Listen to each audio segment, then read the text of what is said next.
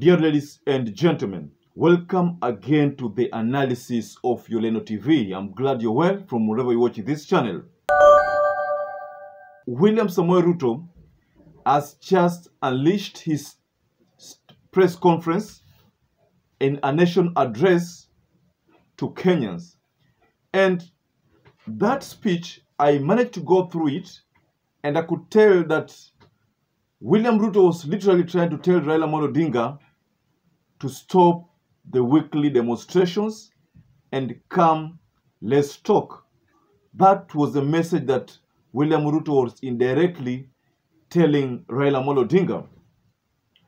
Most people have interpreted the statement from William Ruto as to have been a statement of a leader who seems to have given up and wants to talk.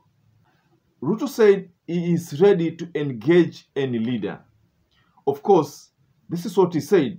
Our position is that we want to engage our brothers and sisters on the other side on issues that are important to Kenyans, them as an opposition, us as a government. What William Ruto is trying to say is that there will be no room for handshake and that Raila Odinga can just come to the negotiation table as an opposition, while himself, Ruto, will be in the negotiating table as the government. But what I'd like to make clear here is that Raila Odinga has said time and time again that he is not interested in any kind of handshake. Besides, even during the time of Uhuru Muigai Kenyatta, Raila Odinga was not interested. In fact, he's the one who was called by the president then to come and have a sit down with him. So this time round, Raila is not interested in a handshake, any kind of handshake. And he has made it clear time and time again. And even the people, the clergy has said, there's a time the clergy said that according to them, Raila is not interested in the handshake. But I personally think what Raila Odinga is trying to achieve is to try to test, is basically testing these institutions. Mind you, Raila has tested the Supreme Court to the fullest. Raila wanted to test now the IEBC part, whether when someone is aggrieved in matters election results, then whether IEBC can call for an audit. That is what Raila Odinga is merely trying to test. Mind you, the Kenyan history, when it's written to its fullest, Raila Odinga's name will feature almost all the chapters, because testing the IEBC system is one of the Raila Odinga's key agenda. And then one thing that he thinks has not been done is this fact of auditing the electoral result in the event that an aggrieved party is not contented with the results. If you're not contented with the results, what else? Because the servers released details, you see them in the portal, but you still realize that no, you need to see the actual figures or the actual logical flow of this of the server. So for that to happen, you need to do a server audit. So these are things that Raila Odinga still wants to investigate. So the fact that Raila Odinga keeps calling for server opening, open server this, open server that, it is because he wants to know that what if someone goes vice for these elections and then is not contented with the results, will he be able to have access to the logical flow of the server? This is one thing that Raila Odinga is testing right now, that Ruto has pleaded for Raila Odinga to call it off, is because that the server must be made accessible.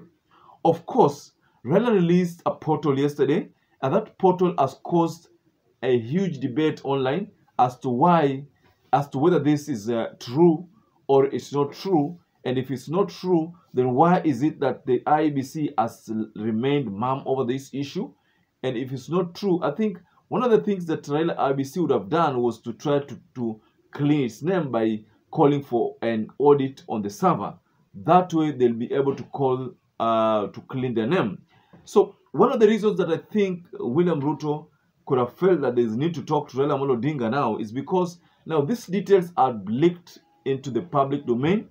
These details are now being accessed globally. So the international community have also gotten access to this portal, and they're checking the details. And this is the reason why now it's the Gachagua has had to ilimbidi apunguze ile makali yake Gachagua, kwa sababu initially he said that there is no room for talk, any kind of room. The only thing that he can talk to Raila Odinga about is how Raila Odinga can exit the political arena. But then, if you listen to what Gachagua's boss said, that is Ruto, he said that he's willing for a candid talk with any leader, and he literally tried to say that he's ready to talk to Raila Odinga, but Raila Odinga as opposition, him as the government. But that's what Raila Odinga is ready for, as long as they are ready to have the server open, as long as they are ready to have the prices lowered, because one of the key agendas here is that the prices of the commodities have skyrocketed to a level that the common mwananchi cannot afford. Now, the first, we saw an increase in the tariffs of electricity. This is another key issue that Raila Odinga has been pushing for, a reduction in these prices. But what Ruto has done is implementing things contrary to what the Azimio's call are all about. Because Azimio's call are all about reduction in prices, while the Kenya Kwanza government are increasing the prices. So, while still going through the speech of Ruto, there's a part where he says, "My door still remains open for honest, objective, and sincere deliberations based on the rule of law and the Constitution. I urge Raila and the opposition to call off the demonstrations and give bipartisan approach for us to take Kenya forward." Also, he goes further and says, "I have carefully listened to the issues raised by my friend Raila Odinga. In times like this, it is not about who is right or who is wrong. Courage is what it takes to stand up and speak, but it is also what it takes to sit down and listen. Among the issues the president said will be relooked at to accommodate the opposition's views is the recruitment of the IEBC commissioners." He referred the matter back to Parliament for a bipartisan approach to arrive at a neutral solution. So that is, in a nutshell, trying to say that Ruto ameanza kukubaliana na Raila Odinga kwamba ile recruitment ya IEBC lazima iangaliwe, na amekubali kwamba Parliament iangalie issue tena in a bipartisan approach, na in that case that means the issue of the recruitment lazima iangaliwe, na wale ambao walikuwa wamekuwa appointed labda itabidi kwamba watolewe kwanza.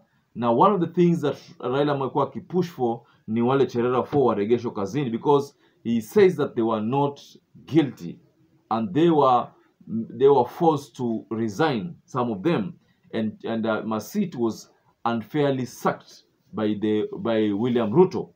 So, ladies and gentlemen, allow me to wind up there, but I'd like to urge you to please subscribe to this channel if you're first-time viewer, or if you're a regular viewer also, just subscribe to this channel if you're not subscribed before. And once again, I'd like to urge you to stay safe and stay blessed until we catch up again in our next analysis.